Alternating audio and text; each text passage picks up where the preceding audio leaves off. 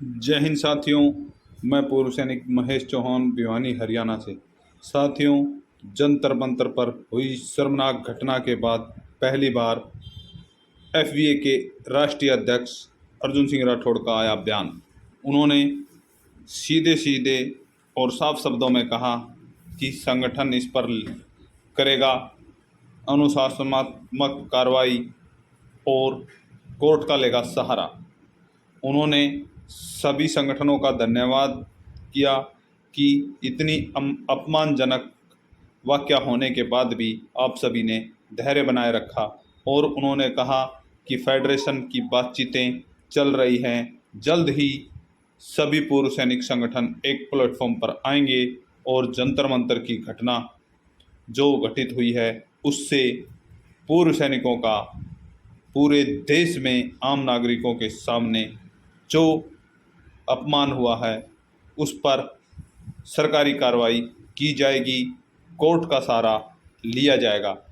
खुद आप सुने अर्जुन सिंह राठौड़ ने क्या बोला, और कृपया अपना अपना कमेंट बॉक्स में अवश्य दें। आगे देखें अर्जुन सिंह राठौड़ साहब की यह video. Federation of veterans association के सभी साथियों को नमस्कार। 24 सितंबर 2023 को संपन्न हुए कौंसिल के चुनाव के बाद आंदोलन के अगले कदम के बारे में हमारे बहुत सारे साथियों द्वारा जानकारी मांगी जा रही है। ये तो आप सबको मालूम है कि जंतर मंतर पर हमारा धरना चल रहा था, जिसको 24 सितंबर को हाईजैक कर लिया गया और फेडरेशन के बैनर को हटा करके साबका सैनिक संघर्ष कमेटी का बैनर वहाँ टांग दिया गया। हम सभी कठुआ की मीटिंग में शामिल हुए और हमारे संगठनों से प्राप्त एजेंडा के मुताबिक सर्वसम्मति से एडहोक कमेटी के स्थान पर चुनाव करके एक नई काउंसिल को कार्यभार सौंपने का प्रस्ताव आम सहमति से पारित हुआ। चुनाव संपन्न हुए, जिसमें करीब 70 से 80% हमसे एफिलिएटेड एसोसिएशंस ने भाग लिया। चुनाव संपन्न होने के बाद से ही कुछ ऐसे हमारे आंदोलनकारी साथी जो फेडरेशन का हिस्सा भी नहीं हैं, सोशल मीडिया और पब्लिक प्रेस पर अनाप शनाप गाली गलौज, असंसदीय भाषा का प्रयोग, जंतर मंतर पर आपके द्वारा चुने हुए पदाधिकारियों के पोस्टर बना के बेहूदगी दिखा रहे हैं, जिससे लाखों पूर्व सैनिक हताश और उद्वेलित हैं।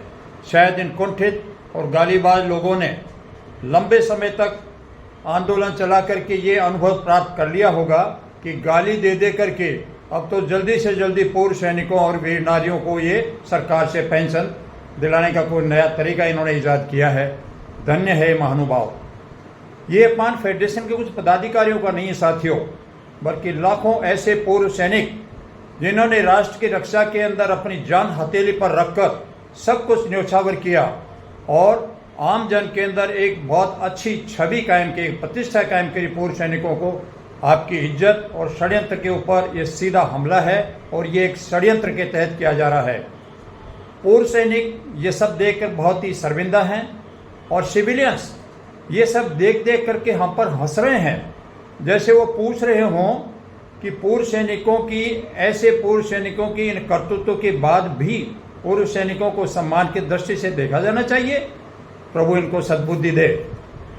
लाखों पूर्व सैनिक पूछ रहे हैं कि ये कुछ लोग बौखला क्यों गए हैं, जब ये फेडरेशन का हिस्सा ही नहीं थे, आज भी नहीं है, तो फेडरेशन की काउंसिल के चुनाव से इनका क्या नुकसान हो गया? क्यों ये एडहोक कमेटी के नाम पर फेडरेशन पर कब्जा जमाए रखना चाह रहे थे? क्या था ऐसा लालच जो इनका पूरा नहीं हुआ? आप सभी के धैर्य को मैं सलाम करता हूं, जो ऐसी हरकतों के बावजूद भी शांत हैं। आपने काउंसिल की हिदायत के मुताबिक पूर्व सैनिकों की छवि को सुरक्षित रखने के लिए ओछी भाषा और गाली गलौज से प्रतिक्रिया इन लोगों को नहीं दी। आपने मैच्योरिटी का परिचय दिया और आंदोलन के उद्देश्य पर अडिग रहने का फैसला किया। नई काउंसिल के चुनाव और ऐसे तत्वों की भद्दी कर्तृत्वों के बाद फेडरेशन को समर्थन देने वाले संगठनों की संख्या तेजी से बढ़ रही है। कठुआ की मीटिंग में बहुमत से पारित प्रस्ताव और हमारे काफ़ी सदस्यों से प्राप्त सुझाव के अनुसार फेडरेशन कोशिश करेगा कि समान विचारधारा वाले बड़े संगठन एक मंच पर आएँ, लिखित में एक कॉमन मिनिमम प्रोग्राम बनाएं, आम सहमति बनाएं।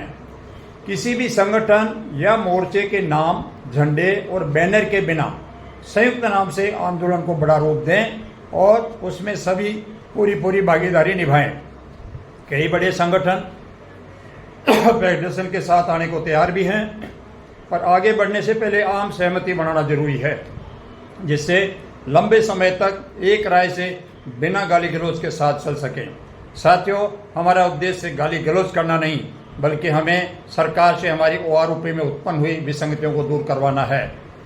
फेडरेशन के सभी संगठनों से अपील है कि मेल ID पर अपने सुझाव भेजें, जिनके अनुसार काउंसिल आगे की रणनीति बना सके।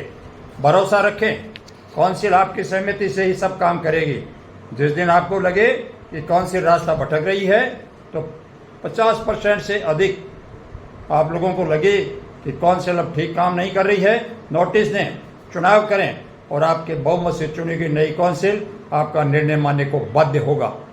फेडरेशन के अंदर किसी को भी विशेषाधिकार प्राप्त नहीं है, जैसा कि कुछ लोगों ने हासिल करने का कोशिश किया, और आप लोगों ने साबित कर दिया कि ये एक लोकतांत्रिक प्लेटफॉर्म है और डेमोक्रेटिक वे के अंदर ही इसको चला करके हमारी मांगे सरकार के समक्ष लोकतांत्रिक तरीके से आगे बढ़ानी है। मुझे पूरा विश्वास है कि आप इस प्रकार की इन ओछी हरकतों को नज़रअंदाज करेंगे।